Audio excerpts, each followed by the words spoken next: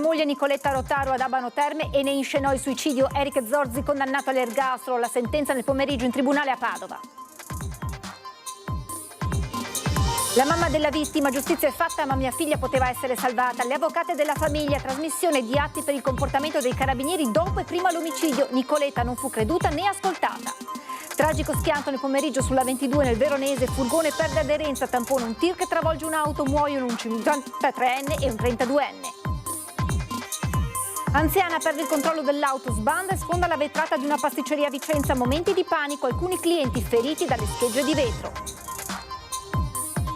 Una coppia di 52-48 anni e la figlia di 27, famiglia di origini moldave, trovata senza vita in casa nel Polesine. A ucciderli le esalazioni di monossido di carbonio. È morto il 39enne di Cairano San Marco che l'11 ottobre era stato colpito con un pugno durante una lite alla sagra di Fontigo. Il 62enne che lo aggredì ora accusato di omicidio preterintenzionale. Clamorosa protesta di un gruppo di genitori di una scuola elementare di Conegliano. Un bimbo accusato di terrorizzare i compagni di classe con calci, pugni, sputi e offese. Mamma e papà tengono i figli a casa. Buonasera, ben ritrovati con l'edizione regionale dei nostri telegiornali che si apre dunque con la cronaca. Lo avete sentito dai titoli, è stato condannato all'ergastolo Eric Zorzi, il 42enne di Abano Terme, a processo per aver ucciso l'ex moglie Nicoletta Rotaru nel 2023, simulandone poi il suicidio. A deciderlo la Corte d'Assise del Tribunale di Padova che ha letto la sentenza nel pomeriggio. In nome del popolo italiano, Corte d'Assise di Padova, letti gli articoli 533 e 535 del Codice di Rito, gli articoli 29 e 32 del Codice Penale, dichiara l'imputato Eric Zorzi responsabile del reato a lui ascritto e per l'effetto lo condanna alla pena dell'ergastolo, oltre che al pagamento delle spese processuali e di mantenimento in carcere. Massimo della pena ha ascoltato la sentenza senza mostrare emozioni. Eric Zorzi, il 42enne camionista di Abano Terme, accusato di aver ucciso il 2 agosto del 2023 l'ex moglie Nicoletta Rotaru strangolandola e poi simulandone il suicidio. È stato condannato all'ergastolo e al risarcimento di 250.000 euro, confermata anche la revoca della patria potestà e i risarcimenti disposti per le parti civili, le figlie minori, i familiari di Nicoletta e il Centro Veneto Progetti Donna. La Camera di Consiglio, durata oltre 4 ore, ha emesso il verdetto inviando gli atti in procura per chiarire e valutare lo svolgimento delle indagini da parte dei carabinieri. Quello che c'è scritto, esatto, è procura controlla se le indagini, se quello che hanno fatto i carabinieri intervenuti sono stati fatti conformemente alla normativa oppure se ci sono state delle omissioni, delle carenze. Questo è quello che ha chiesto la Corte. Nicoletta poteva essere salvata. Esatto, è questo quello che sentiamo di dover poi ammettere. Sì. Nel corso del processo contro Eric Zorzi tutto è ruotato attorno all'audio che il cellulare di Nicoletta aveva registrato la notte del delitto e che era stato scoperto solo alcuni mesi dopo l'omicidio della donna, omicidio che in principio era stato archiviato come suicidio. La mattina del 2 agosto Zorzi aveva chiamato i soccorsi dicendo che l'ex moglie si era chiusa in bagno, non la sentiva più parlare. Quando i carabinieri arrivano, sfondano la porta chiusa da dentro e trovano Nicoletta riversa nella doccia con la cintura stretta al collo. A far trovare l'audio le legali della famiglia Rotaru, che sapevano della situazione familiare esasperante della donna che da anni subiva violenze e umiliazioni sempre registrate con il cellulare. Credo che la giustizia sarebbe dovuta intervenire ben prima nel caso di Nicoletta e credo che l'abbia preso atto. È la prima volta che io sento un pubblico ministero che diciamo stigmatizza in maniera così pesante l'operato delle forze dell'ordine e il non operato delle forze dell'ordine. Per la difesa le prove contro Zorzi invece non lo incastrerebbero contro ogni ragionevole dubbio. Una profonda delusione, anche perché abbiamo lavorato coscientemente, veramente anche credendoci sul serio nella innocenza di Eric Zorzi. Attendiamo i motivi d'appello, siamo anche molto curiosi di leggerli e sicuramente ci sarà un appello.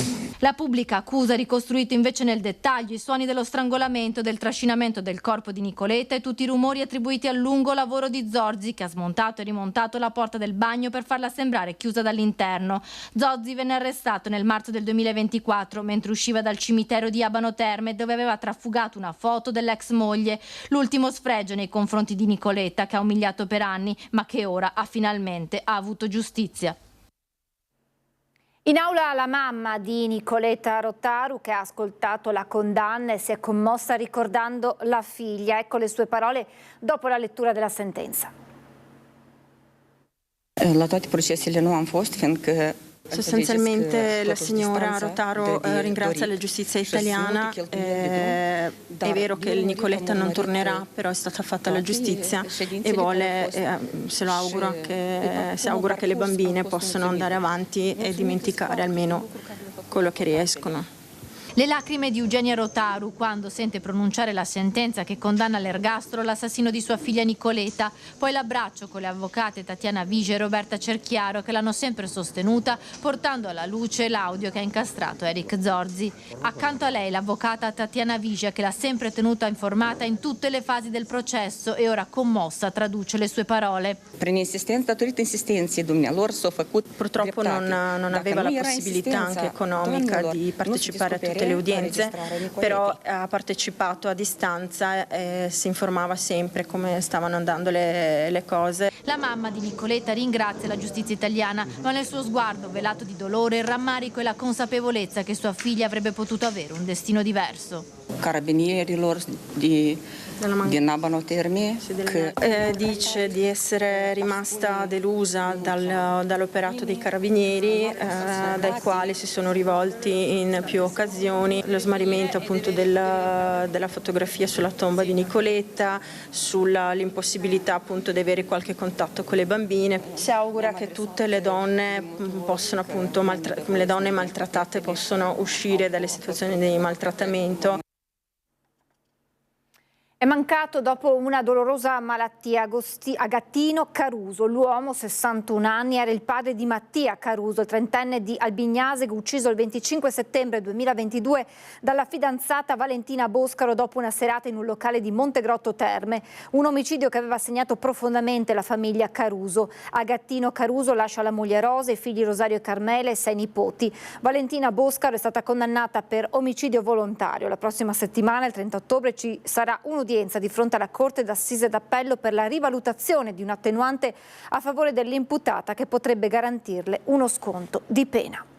Tragico incidente a Catena lungo la A22 nel pomeriggio è successo all'altezza di Borghetto sul Mincio nel Veronese. A perdere la vita 2 uomini di 32 e 53 anni. Si trovavano a bordo di un'auto che è stata tamponata violentemente da un tir. Il mezzo pesante a sua volta era stato colpito da un furgone che aveva perso aderenza, probabilmente a causa della pioggia. Pesanti i disagi al traffico. E tragedia sfiorata oggi a Vicenza, in un bar di Viale dal Verm. Un'auto sfonda la vetrata che cade addosso ad alcuni clienti. Tutto in pochi istanti, all'improvviso. La tragedia sfiorata, la paura, la vetrata sfondata che travolge i clienti, il miracolo, tutti salvi, qualcuno se l'è cavata con qualche graffio, qualche livido, piccole ferite, ma per fortuna non ci sono vittime. Siamo a Vicenza, nel trafficato Viale dal Verme, in questa pasticceria che poco prima delle 11 del mattino è frequentata da diversi clienti, si vivono attimi di panico. Un forte botto, un grosso SUV urta alla vetrina che cede e cade addosso a 2 uomini e a una donna che in quel momento stanno bevendo un caffè al bancone. Io ero qui, ho sentito la botta e sono corsa a tirare sul vetro perché c'erano dei clienti sotto.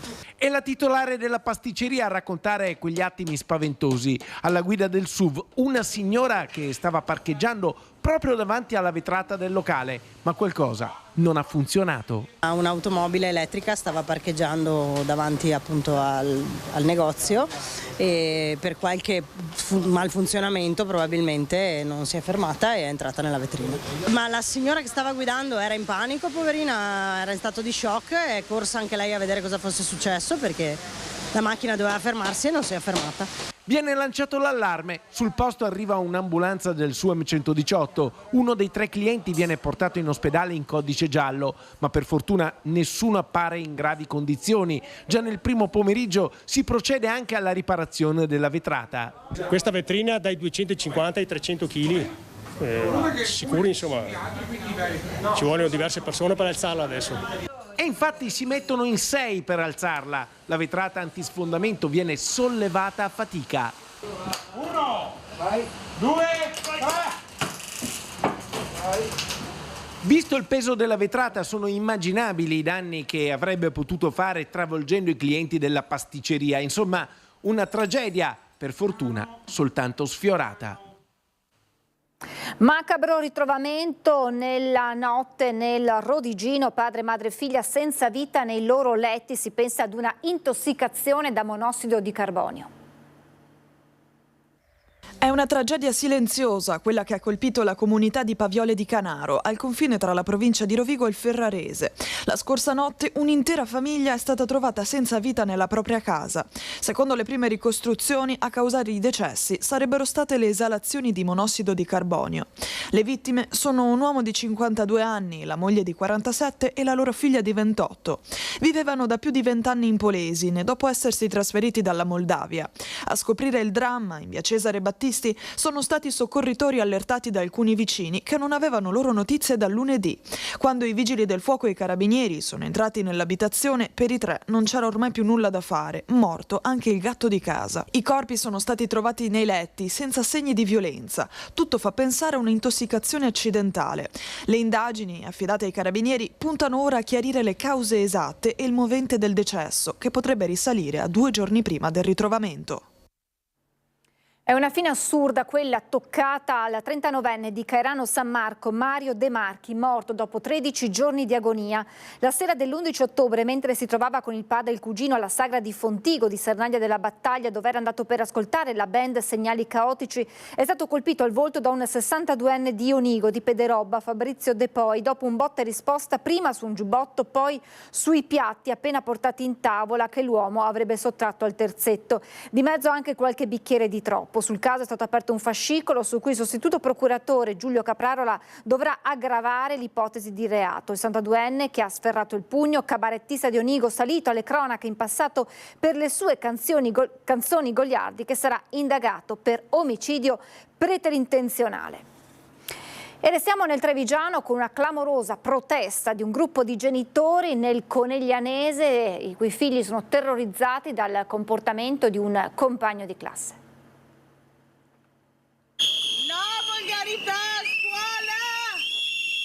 Si sono presentati davanti al cancello della scuola elementare con fischietti e cartelli. Sono i genitori esasperati di bimbi che ormai da tempo sono costretti a subire le vessazioni di un compagno di classe. Sono quotidiane le aggressioni verbali, ma anche fisiche, calci, pugni, offese. Così le famiglie hanno scelto di tenerli a casa in questi giorni. Parliamo di aggressioni verso i nostri bambini e non solo. E di fronte a tutto questo la reazione della scuola e delle istituzioni in qualche modo c'è stata, ma noi non la riteniamo insufficiente. Noi vogliamo segnalare dei comportamenti di livello di linguaggio pornografico, a livello di comportamenti indisciplinati, quindi mancanza di rispetto delle basilari forme di vita comune, esempio vessazioni in mensa negli ambienti comuni e anche poi all'interno del materiale scolastico dei singoli ragazzi che si vedono poi privati della propria autonomia. E accade che i bambini chiedano di non andare a scuola per paura, perché non si sentono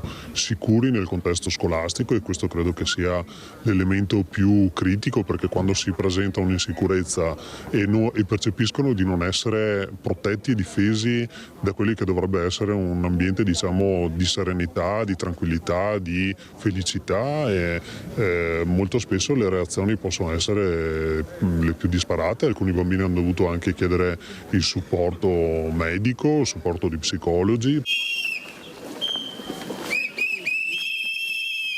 Una situazione che ha passato ogni limite, ci spiegano. Nel mirino di questo bullo è finito anche un bimbo con fragilità. I genitori l'anno scorso si sono recati anche dai carabinieri ed hanno bussato le porte di ogni istituzione, compresa la scuola, ma per ora non ci sono state risposte, nemmeno di fronte ad una maestra costretta a ricorrere alle cure dei sanitari per un calcio preso da ragazzino. Facciamo un invito alle istituzioni regionali scolastiche di venire qui di persona ad analizzare la situazione. Chiediamo anche al ministro Valditara di intervenire, perché riteniamo che non possa essere ulteriormente accettabile un prolungamento di quelli che sono gli effetti nei confronti dei bambini complessivamente. I genitori del bimbo aggressivo respingono le accuse e ci raccontano: se non dovessero esserci risposte e soluzioni immediate, le famiglie dei bimbi torneranno davanti a scuola. Fra le ipotesi quella di spostare i propri figli in altre scuole, lontani da quelle violenze e dalla paura. L'ondata di maltempo che sta interessando in queste ore il Veneto. Nel bellunese ANAS comunica che la statale 51 Alemagna è stata chiusa in via precauzionale per forti piogge all'altezza di San Vito in corrispondenza della frana. Vigili del fuoco al lavoro anche a Cortina in via Maion per una fuga di gas. Aperto il COC e attivata una squadra di volontari di protezione civile. Queste le comunicazioni che arrivano dall'assessore regionale della protezione civile Bottaccin. Siamo alla politica, il tema della sicurezza non è percepito ma reale, così Marco Rizzo, candidato alla presidenza della regione con Democrazia Sovrana e Popolare. Furti, rapine e baby gang, il tema sicurezza resta in primo piano ed è tra le priorità dei cittadini che il 23-24 novembre andranno al voto per le elezioni regionali. Cittadini che sempre più insistentemente chiedono pene maggiormente severe per chi delinque, oltre quella certezza della pena che anche Marco Rizzo di Democrazia Sovrana e Popolare invoca. Certezza della pena, perché poi il problema è quello. In Italia fino a 5 anni non vai mai in galera, ti condannano fino a 5 anni, quindi bisogna abbassare non tanto l'età, ma abbassare il limite di pena per determinati reati compiuti contro le donne, contro gli anziani.